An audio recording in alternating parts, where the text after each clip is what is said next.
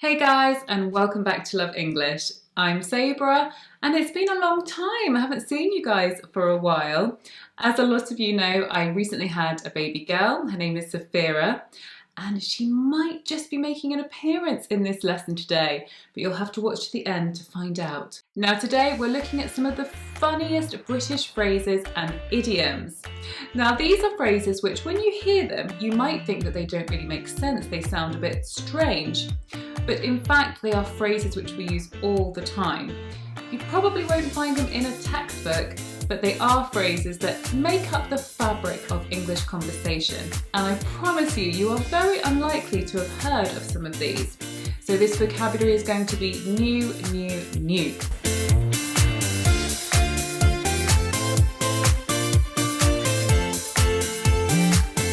So number one is nitty gritty. The nitty gritty, we often say. Now this is a phrase which means the facts or the finer details, the heart of something. So for example, imagine somebody is trying to sell you car insurance. They are telling you about the benefits of car insurance and things like that, but they're not telling you the facts about the cost and how long you need to sign up for, the finer details. Here you could say, well, this is all great, but I need to know more about the nitty-gritty, or let's get down to the nitty-gritty. Another example would be, my teacher only tells us about the concepts of grammar. She doesn't get down to the nitty-gritty of how to make a sentence using that grammar. Number two is mumbo jumbo. It's a funny phrase which means language which seems to be deliberately confusing. So very often when you buy something new or when you purchase a service or things like that, like for example, again, car insurance or buying a new car or hiring a lawyer, often that will come with a lot of extra information. Some of it seems to be deliberately confusing. Some of it seems to be very complicated. So we might say, oh, I just couldn't read all that legal mumbo jumbo. Basically, you're saying it didn't make sense for me.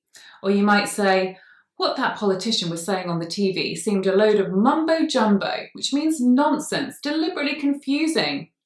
I can think of a very recent politician who is no longer in office who spoke a lot of mumbo jumbo. Can you think of something recently where you thought something sounded like mumbo jumbo? If you can, then feel free to tell me about that in the comments below. Number three, this is a particularly funny one. This one is willy-nilly. Now, willy-nilly means without order, in a chaotic way. So for example, if you are the kind of person who doesn't organise your clothes very well, so perhaps when you go to bed for the evening, you throw your clothes off and you don't unpack them and put them away, then you put your clothes away willy-nilly, or you put your things away willy-nilly, meaning everywhere, without order, in a chaotic manner. Obviously this is slightly funnier because of course willy does mean the male anatomy, so it has an extra layer of being a little bit funny. It's a very innocent word, so it's not really a rude word, but still the phrase willy-nilly is quite funny. So you could say, I don't want to drive around willy-nilly today, let's have a clear plan of where we're going. Yeah. So I gathered all these words up, like willy-nilly, nitty-gritty. You get to the nitty, you do sometimes get to the gritty and not the nitty, hurly-burly. Number four is hullabaloo. Hullabaloo. So a little bit difficult to say that one, you can say it with me. A hullabaloo. Now this actually is partially a Scottish word, so it's derived from Scotland. And basically this word means a fuss, a lot of attention, quite a big kind of scene around something. So for example, we might say there's been a big hullabaloo in the press during the American election. There's been lots of attention, lots of energy, and sometimes it can suggest chaos, a fuss as well, we might say, so lots of energy and attention on that. Quite frequently it's used to describe negative situations. So imagine at work your boss suddenly tells you that there's going to be some redundancies. And so staff know that there's going to be redundancies and they're probably feeling very nervous and they're shocked. So we could say there was a big hullabaloo when the manager announced there would be staff redundancies. Help! Somebody help me! Would stop its hullabaloo! Help! Help! Number five, bits and bobs. Bits and bobs. Oh, fantastic phrase. Now this is used a lot in Britain. I'm not sure about the States, I'll check that out for you. But bits and bobs means small items or items which are part of something but the smaller parts. So for example, if I say I went shopping and I bought some bits and bobs, I mean I bought small things, nothing significant. Or I need to buy some milk and some other bits and bobs. It means other bits and pieces, not like doing a big shop, for example. Or you could say, I need to sort out my drawers. There's lots of different things in it. Small things which, need to be packed away. Bits and bobs, really. Number 5 is dilly-dally. Dilly-dally. Now, to dilly-dally is to hesitate or to be indecisive. It's to waste time, really, not making a decision or getting on with what you need to get on with. So you might say, I was dillying and dallying when I was doing my Christmas shopping. I couldn't really decide what to buy, and so I didn't really buy a lot in the end. Or I might say, my students were dillying and dallying in class today. They just didn't seem to be getting on or really focusing on their revision. It's something which parents often say to children. We might say, come on, stop dillying and dallying. Get on with your homework or get on with tidying your room. Number 6 is wishy-washy. Wishy-washy. Very common phrase actually that we use, which means when something is not clear. We would say, oh, the plans for this are a bit wishy-washy. I didn't really get a true sense of what they were talking about. It seemed a bit unclear to me, a bit wishy-washy. So I could say to a student, the problem with your essay was that it was a bit wishy-washy. Your main idea didn't seem to be clear. Or the Prime Minister's plans for the economy seemed a bit wishy-washy. There didn't seem to be too much substance to them. They seemed a bit wishy-washy. Number 7, an absolutely fantastic word. It's very funny when you say it in English. Shenanigans. Shenanigans means things that are not necessarily good, bad actions or mischievous actions. So if you say, what shenanigans have you been doing? Or what shenanigans have you been up to? It can mean what actions that are not necessarily good or are mischievous have you been doing? So you might say, they found out later that there was a lot of illegal shenanigans going on in that company. Number 8 is tip-top. Tip-top. And as you can probably guess, this means the best of the best. So if you say, oh, that meal in that restaurant was tip-top, you mean it was the best of the best, absolutely delicious. Or you could say the service in that hotel is tip-top. Again, the best of the best. So nice, easy one to remember, guys. If something is extremely high quality or really enjoyable, you can say that was tip-top. Number 9. Now this one is an idiom. This is the bee's knees. And I included it as it's particularly funny. It creates quite a funny image. And to be honest, the idiom really doesn't make any sense. I've also talked about it before in my 25 British phrases video, which is just up here if you want to see that. Now, the bee's knees is something or someone that is fantastic or amazing. It's not the same as tip-top though. Tip-top is the best of the best. The bee's knees, we use it a little bit more to describe people. Can use it for places as well, but really we use it to mean amazing. So if we say, oh, she's the bee's knees, or if we say, he thinks you're the bee's knees, it means he thinks you're amazing, he thinks you're incredible. Now, often we use this sarcastically. After all, this is England. We do have a tendency to be a little bit sarcastic. So we can often say, oh, he thinks he's the bee's knees, meaning actually he isn't, but he thinks he is amazing. Very common to hear it like that. Do you know, she thinks she's the bee's knees. As a little aside, as a little extra here, in American English, you can often hear the phrase which is equivalent to the bee's knees, and this is the cat's pajamas, which is also equally funny. I don't know why the cat's pajamas would be the best of the best, but there we go. Very imaginative idea with that one. So the cat's pajamas, you can say, she thinks she's the cat's pajamas, or my teacher is the cat's pajamas, or my teacher is the bee's knees. Because you could be the ugliest sad sack on the planet, but if you're in a rockin' band, you're the cat's pajamas, man. You're the bee's knees. Number 10, again, another idiom here. This is to eat someone for breakfast. To eat someone for breakfast. Now we use this where one thing will very easily destroy, defeat, or conquer another thing. So for example, if you're a professional tennis player and you're going to play an amateur tennis player, you're going to eat them for breakfast. You're going to defeat them, destroy them very quickly at a game of tennis. So if I'm not a tennis player, if I play Novak Djokovic, he's going to eat me for breakfast, yes?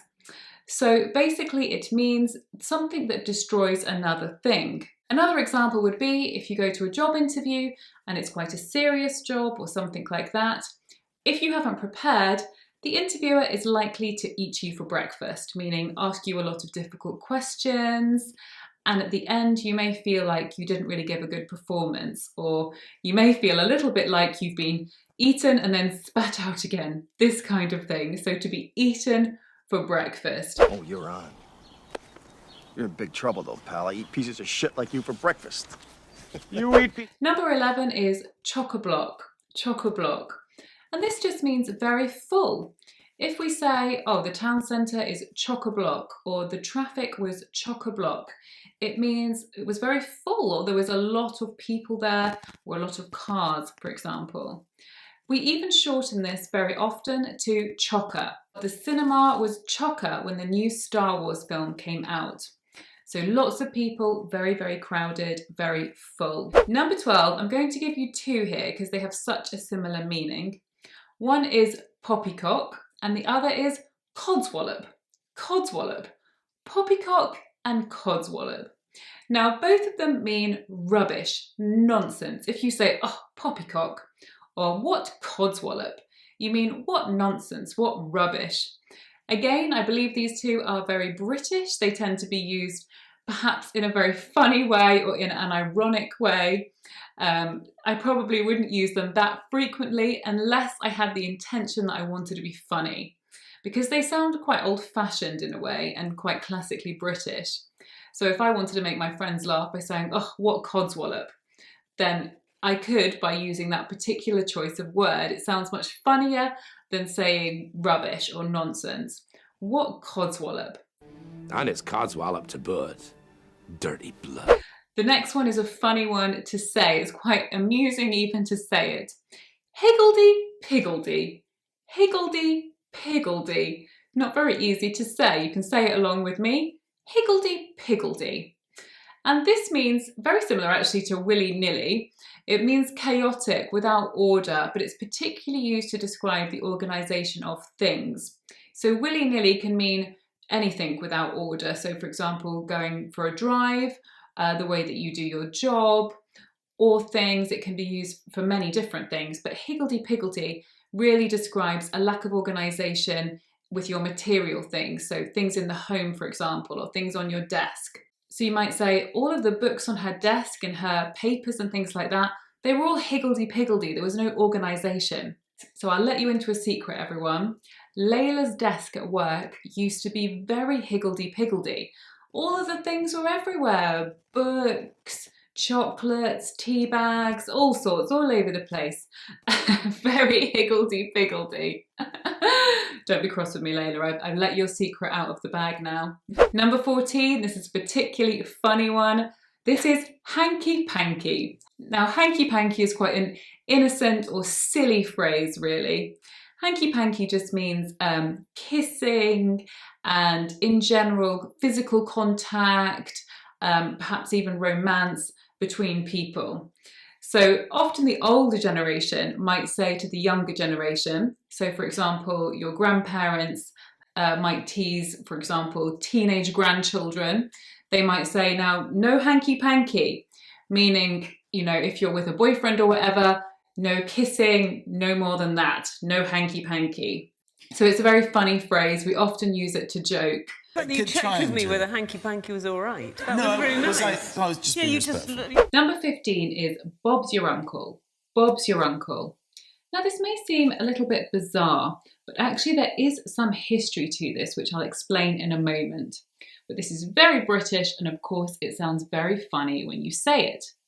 It actually means here it is or there you have it. So you can replace there it is or here you have it with Bob's your uncle. For example, imagine you apply for a job and you see the job online, you call up, You get interviewed that day, and then the next day they say, you've got the job. You could say, well, I saw the job online, and within 2 days, Bob's your uncle, I had it. Now, the history behind this is that there was a politician called Robert in English history, and he gave his nephew a job. Now, not necessarily because his nephew deserved it or that he'd earned it, just because he was his nephew. This is actually called nepotism. Now, this was why people said Bob's your uncle, as in he had an uncle and he got the job because his uncle worked in the government. So Bob's your uncle, he got it like that without having to do very much. So it means here it is, or there you have it. The next one is a very fitting verb for now. It's very British again. It is to trump, to trump. And to trump, in fact, means to pass wind. You can even say somebody is a trumper if they pass wind rather often.